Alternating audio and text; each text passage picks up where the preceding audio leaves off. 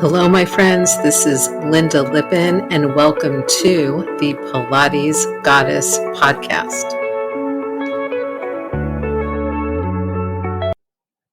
Well, hello, my friends. It's Lynda Lippin, your host for the Pilates Goddess podcast, and thank you once again for tuning in to listen. Today, I am continuing with my theme of the Pilates mat. And we are going to look at the exercise known as the single leg circle. Now, I just want to go back for a second into the start of the mat and just talk a little bit about the transitions here between the exercises. At the beginning, they're relatively easy to get. So if you're coming to your mat standing, okay, which is typically how people come to the mat, because you'll walk into the studio and you'll walk over to the mat, or you walk into your living room and you unroll your mat and you're standing by your mat. The Pilates mat mount, okay, in quotes, like the mount of the Pilates mat is a controlled deep sitting squat, okay? So what you do is you stand on the forward edge of your mat facing away from the long mat. And you cross one foot over the other one, either in front or behind. So your weight is more on one leg. And then each time you do this in your Pilates, you can switch which leg. And then you just reach your arms forward and you go to sit down with as much control as humanly possible. And then you lie down on your back and you're ready for your 100. Okay. So that's transition one, is from walking to your mat, unrolling your mat, looking at your mat, to getting on your mat. Look, most people just come and flop themselves down on the mat. All right. Pilates, actually, Joe had a way to get on the mat that was part of doing exercises. I will often teach people from standing to down and then back up to standing. We tend not to start Pilates on our backs and not to end Pilates on our backs unless we are really doing a beginner series or a more modified series. Pilates, one of the ways it differs from yoga is that we start and end standing. Okay, because we recognize that people need to be walking out of the studio and not necessarily completely relaxed and comfortable. So once you're done with the 100, right, if you're an advanced practitioner, you're not hugging your knees into your chest and doing a whole situation after that. You're just lowering your legs and your upper body down to the mat. Then your arms go up and overhead and you're ready for your roll up, right? You do some of the roll up, you come down from that, your arms are down by your sides, and then you do your rollovers. And then from the rollover, you come down from your last one, you lower one leg down to the mat and one leg is up to the ceiling, and you start doing your one leg circle or your single leg circles. Now, the single leg circle is another one of those exercises that shows up from the very beginning of the mat. These are the exercises that you really want to take particular notice of, because if they're an exercise that is relatively unchanged, other than maybe a little modification or variation, and it shows up in beginner, in intermediate, in advanced, in super advanced, okay? And versions of it also show up on different pieces of equipment, then it's an exercise that's important, all right? And it's important actually for a variety of reasons, the leg circle. At the very beginning of doing Pilates, like for your super, super beginner clients who don't have a lot of stability in their bodies and in their pelvises, the one leg circle is about pelvic and torso stability, right? So At the beginning, we're just looking to see if people can move their legs without moving their pelvises and their backs. Like literally, that's all we want. That's when we're teaching knee folds. That's when we're, teaching knee stirs that you could do with your hands on your knee. Maybe we're doing a little exploration with a TheraBand or something. But the idea is that you are moving at the hip joint without moving your spine. As you may know, if you have seen photos of Joe Pilates teaching the one leg circles to advanced movers, in the advanced version, those one leg circles, you are moving your pelvis. Okay. And the stability is coming more from your upper body and your rib cage and your standing leg, but your pelvic half of the leg that's circling in this advanced work is actually allowed to move for those who can tolerate it. Now, again, you have to remember that, like I've been doing Pilates for 36 years. But as I've discussed on the podcast before, I now have a buttload of arthritis. I have tons of injuries.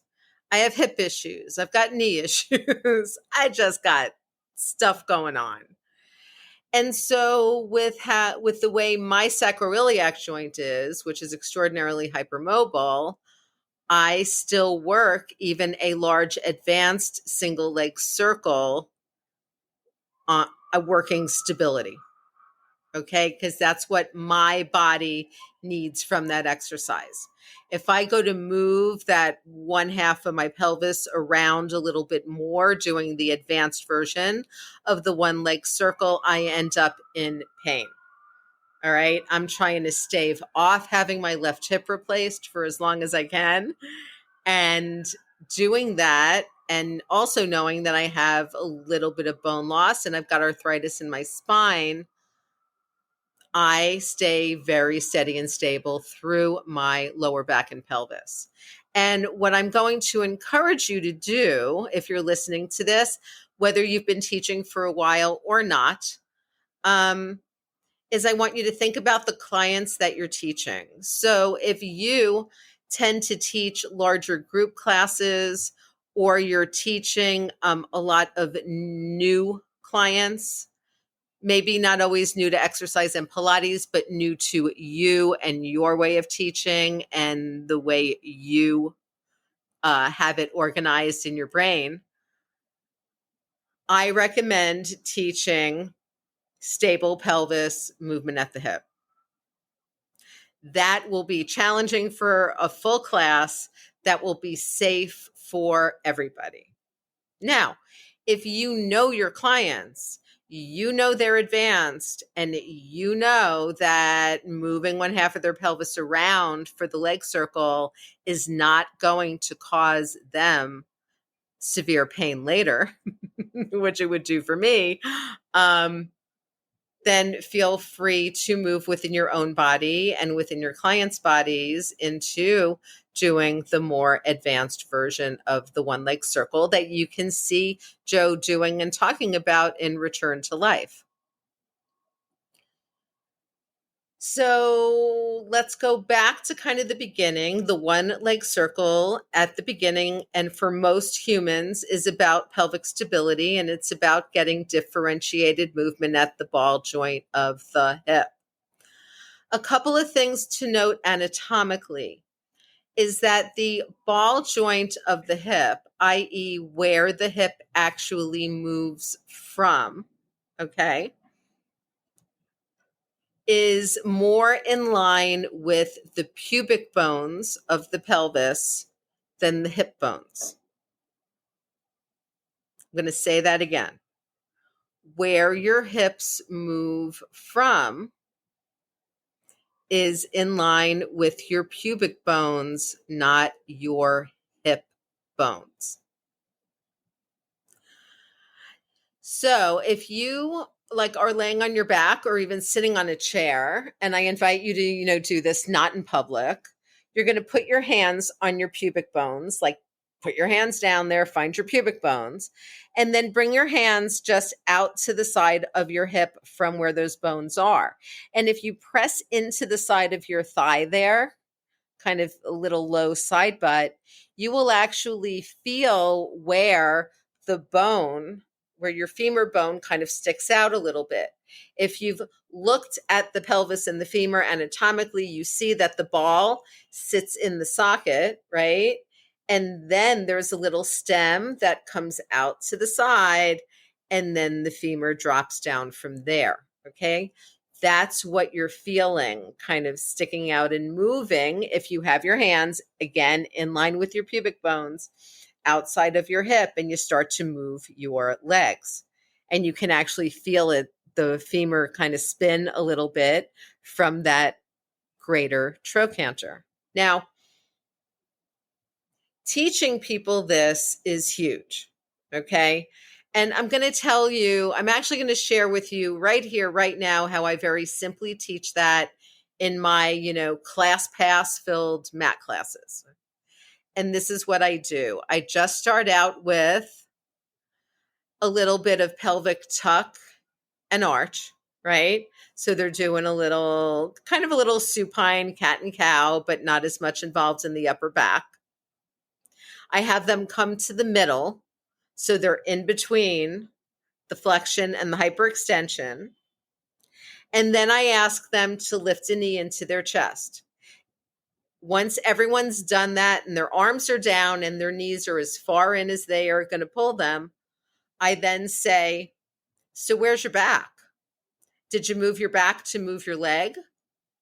And then everybody kind of thinks about that and readjusts. And then literally by the time they get to the second leg lift, their pelvises are pretty stable and they're not moving their backs. And once they're able to do that, then you can do the knee folds. If you really want to go there, you can have them put their hands on top of their knees with both knees bent and do a little stirring of the femur from the knee so that then they can feel how the ball moves in the socket, but how other things can stay stable. And then you can move them towards the larger leg circle. Now, I'm telling you right now that people are going to feel this in their hip flexors and they are going to feel this in their quadriceps at the tops of their thighs. You may be sitting there just fully expecting that everyone's going to feel this in their tight hamstrings, but the work of this is in the top of the leg and the thigh and the rotators and keeping everything else stable. Okay, that's the work. And the work of lifting your leg up towards your face is done by your hip flexors and your quadricep muscles. Period. End of discussion. With maybe a little bit of assistance from the adductors. We got other stuff going on, but in general, people should be feeling the single leg circle at the top of their thigh. They should be feeling some hip flexor work in that single leg circle. They should be fighting to keep the leg as straight as they can. They should be fighting to keep the other leg down on the mat and keep the pelvis as stable as possible without just shoving their lower backs down. Okay? That's what the exercise is about. Okay? It's hard. And smaller can be harder and larger can be harder. And like I said, you can start with bent knee, super bent knee, then you can move into a semi-straight leg, then you can move into a fully straight leg. Now, where else does the single leg circle show up in a Pilates studio? Where else might you reference a single leg circle in doing work? So first of all, we can come to the Cadillac, right? And you can do, of course, versions of two legs and all of that on the Cadillac with the leg springs, but you can also do single leg work with the leg springs. My favorite way, because it works well for my body. I find it very challenging. It works well for the majority of my clients. And it was taught to me by Mari Windsor, is taking the leg spring opposite to the leg that you're working. So if you're laying on your back with the springs behind you on the Cadillac, you would take the left leg spring and put it around the arch of your right foot. And then you would do your leg circles there. And then it's going to work the rotators a little bit more because your work is going to be on sending the leg out. It's going to work the quadriceps to hold the leg straight against the pull of the spring, but there's a little extra assistance in the hip flexion, right, as you're coming up and across from the spring pull. So I really like that version of that diagonal. And then you would switch to take the right leg spring across the left foot. Now, one of the kind of newer equipment variations that I really do love is Balance Body sells a thigh strap and an ankle strap that goes with their leg springs, okay? And it's basically a Velcro, somewhat cushioned strap that can tighten and loosen. So it works better than just trying to use the standard strap that comes with your leg spring because you can, tighten it a little bit to the body. So if you've got a client, say, who's broken their feet, which happens, but still wants to do some of this leg spring work for the stability, you can work them just with mat. But then if you wanted to work them with the springs and some assistance or the single leg spring, you could then use the ankle cuff or the thigh cuff, right, to pull the leg around. Now, I also invite you to think about other exercise, though, that are other relevantly similar to the single leg circle and require that kind of stability. In the advanced short box, which you can also do on the high barrel or really any of the barrels, you can do one leg circles while you're back in tree. Once again, this is difficult. Your pelvis is lifted, your spine is an extension, you can't see what your leg is doing, you can't see what your other leg is doing, and then you finish your leg circles and you climb back up out of that tree. All right, so there's a place it shows up. Of course, it's also showing up a little bit in things like corkscrew, where both legs are circling, but you're still dealing with the leg circle within the pelvis. It also shows up in the more assisted leg circles and things that you can do on the reformer or on the Cadillac with both leg springs, right? The single leg circle concept also shows up in the side kicks, which come later. Also shows up in the plank work, in star on the reformer. I mean, the whole concept of holding a leg up and having it move while everything else stays relatively steady appears a lot. Okay. I want you to think about the arabesque series and the elephant on the reformer, and how the arabesque is really having a nice long body and then just moving one leg from the hip joint, right, against the spring resistance. So think about all of those places within the work where we do that. There's also more advanced versions of push through with feet or parakeet, where you can come up into your bridge, kick up one leg. You can do circles with that leg that's up. Like, there's plenty of places to kind of play with this work of the single leg circle. The standing ballet stretches on the Cadillac and the high barrel. So, don't never feel like the single leg circles is just so easy or so basic that you don't need to do it. I find the exercise super challenging, and I've been doing it for decades. If you're doing the exercise correctly, whether you're working on mobilizing your pelvis or stabilizing your pelvis, the exercise is challenging. And once again, remember that if you are doing it in an open chain, like on the mat with nothing around the feet and nothing to assist you, all of that work should be in the stabilizers, yes, somewhat in the abs, but very much in the top of the thigh. Okay. I don't know where we seem to get the idea that people should be able to lift their legs up towards their bodies without using their quadriceps or their hip flexors.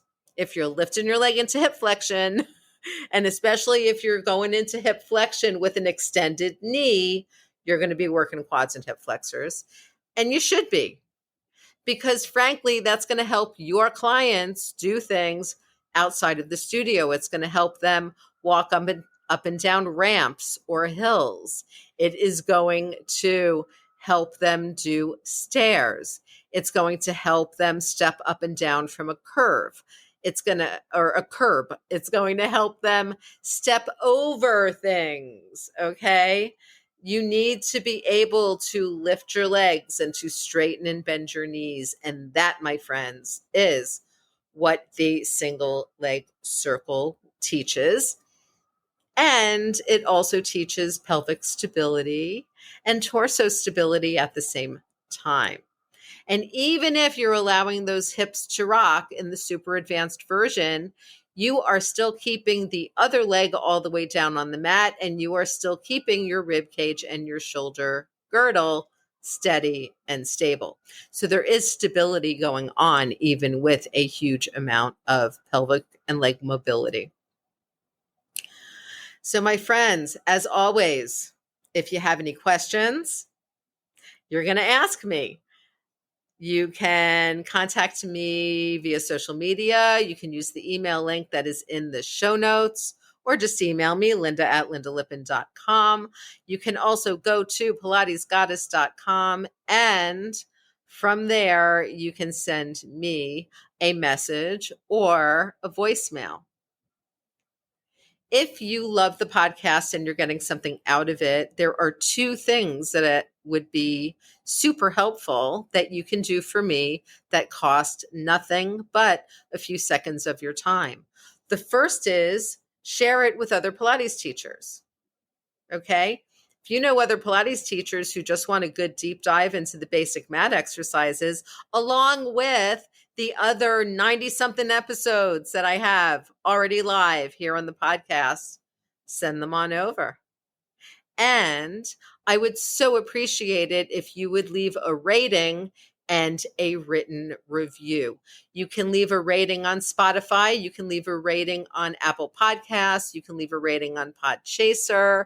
You can leave a rating on my pod page. And you can also leave a written review on Apple Podcasts, which would be super helpful and help more Pilates teachers find the Pilates Goddess podcast. So have a fabulous weekend, my friends, and I will be back with you next week for more of the Pilates mat. Talk to you soon. Bye. Thank you so much for listening to the Pilates Goddess podcast. Music brought to you by Nerd Salad. Please leave a review on Apple Podcasts, especially if you liked it. And please like, share, and subscribe wherever you listen to your podcasts. Thanks.